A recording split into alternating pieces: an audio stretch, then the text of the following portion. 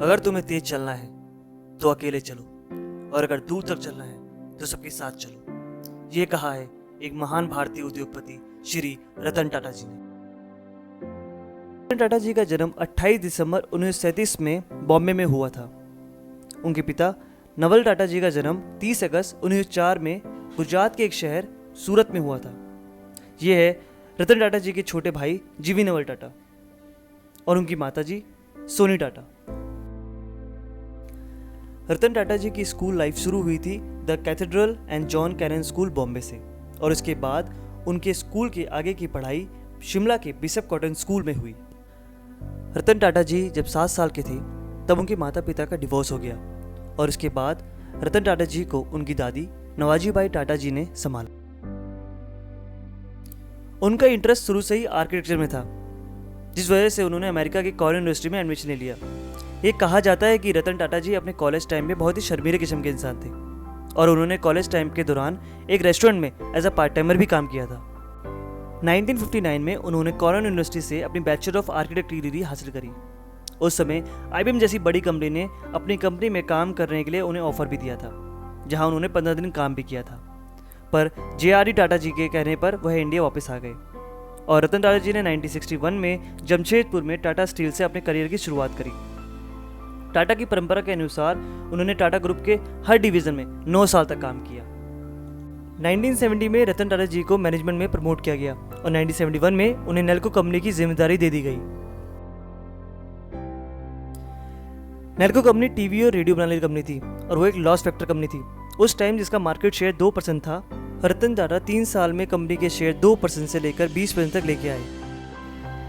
पर उसी दौरान इंडिया में लगी इमरजेंसी के कारण और आई आर्थिक मंदी के कारण नेल्को कंपनी को बंद कर दिया गया, और ये रतन टाटा जी की लाइफ में पहला बड़ा फेलियर था। फिर उसके बाद 1975 में रतन टाटा जी ने हार्वर्ड यूनिवर्सिटी से मैनेजमेंट की डिग्री हासिल करी। 1977 में टाटा मैनेजमेंट ने उनको टाटा एक्सप्रेस मिल की जिम्मेदारी दी, जो कि पहले से ही बंद होने के कारण में थी। रतन टाटा जी ने मैनेजमेंट को 50 लाख रुपए इन्वेस्ट करने का प्रस्ताव रखा ताकि वो इस कंपनी को दोबारा शुरू कर सके, पर मैनेजमेंट ने यह प्रस्ताव नकार दिया, जिसके कारण कंपनी आगे जाके बंद हो गई। रतन टाटा जी की जिंदगी में दूसरा बड़ा फेलियर था। रतन टाटा जी ने अपने फेलियर से बहुत कुछ सीखा। JRD टाटा जी ने 1981 में रतन टाटा जी को टाटा इंडस्ट्री का प्रेसिडेंट घोषित किया। 10 साल बाद 1991 में उन्हें टाटा इंडस्ट्री का चेयरमैन घोषित कर दिया। 1998 में रतन टाटा जी ने कार सेगमेंट लॉन्च किया।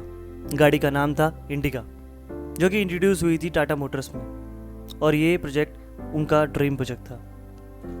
पर ऑटो एनालिस्ट ने टाटा मोटर्स की लग्जरी कार इंडिका का बॉयकॉट किया, जिसका फर्क सीधा टाटा मोटर्स की सेल्स पे पड़ा, और उनकी सेल्स काफ़ी गिर गई थी, जिसकी वजह से टाटा इंडिका प्रोजेक्ट उस समय फ्लॉप हो गया, जिसकी वजह से रतन टाटा जी को बहुत सारी आलोचनाओं का सामना करना पड़ा उनकी कार मेकिंग डिसीजन को लेकर, जिसके चलते उनके एडवाइज़र और इन्वेस्टर ने उनको सलाह दी कि वो अपनी कंपनी बेच दें। जिसके बाद वो पहुंच गए फोर्ड मोटर्स अपनी कंपनी को हैंडओवर करने के लिए। इस डील के दौरान बिल फोर्ड ने रतन टाटा जी को ये कहा, अगर आपको कार बनाने नहीं आती तो आपने इतना पैसा इन्वेस्ट क्यों किया, और हम लोग आपकी कंपनी खरीद के आप लोगों पर एहसान कर रहे हैं।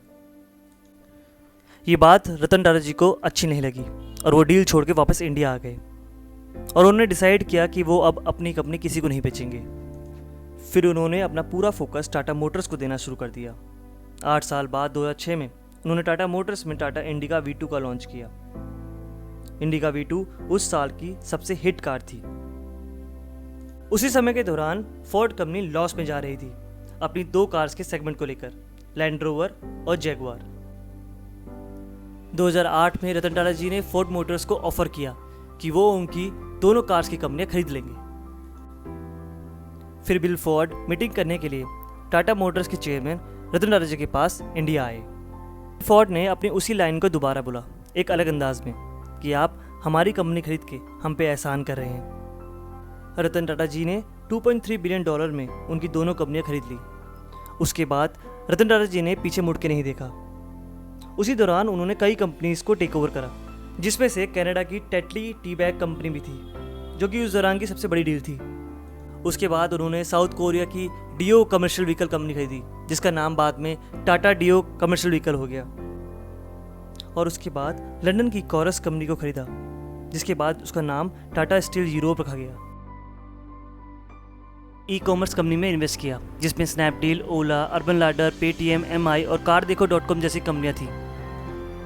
जैसे कि आप लोगों को पता है कि रतन टाटा जी मिडिल क्लास फैमिली के बारे में बहुत सोचते हैं, इसलिए उन्होंने 2008 में इंट्रोड्यूस करी नैनो कार, जो कि शुरुआती वक्त में एक सफल कार मानी गई, पर ज़्यादा सस्ती होने के कारण नैनो कार फ्लॉप हो गई और नैनो कार का प्लांट बंद करना पड़ा। 28 दिसंबर 2012 में 75 साल की उम्र में रतन टाटा जी ने रिटायरमेंट ले लिया था अपने चेयरमैन पोजीशन से, और उन्होंने इंट्रोड्यूस किया था साइरस मिस्त्री को। पर कुछ साल बाद 2016 में रतन टाटा जी ने साइरस मिस्त्री को निकाल दिया और कंपनी की भागदौड़ अपने हाथ में ले ली। वर्ल्ड वाइड टाटा की 100 से ज़्यादा कंपनियां हैं, जिसमें 6.5 लाख से भी ज़्यादा एम्प्लॉयज़ काम कर रहे हैं। आपको जानकर आश्चर्य होगा कि टाटा ग्रुप अपने प्रॉफिट का 66% चैरिटी भी देते हैं। उन्होंने अपने 21 साल के करियर में अपनी नीति और मूल्यों को फॉलो किया, जिससे उनकी कंपनी का रेवेन्यू 40% बढ़ा और प्रॉफिट 50% से अधिक हुआ। आपको जानकर हैरानी होगी कि रतन टाटा जी की शादी नहीं हुई है। जी हाँ, अभी तक रतन टाटा जी सिंगल है। रतन टाटा जी को किताबें पढ़ने का बहुत शौक है और Ratan Tata G dog lover भी हैं। उनके पास अपने खुद के 2 डॉग भी हैं, जिनके नाम गोवा और मैक्सिमा है। आप लोगों को जान के हैरानी होगी कि रतन टाटा जी को प्लेन भी उड़ाना आता है।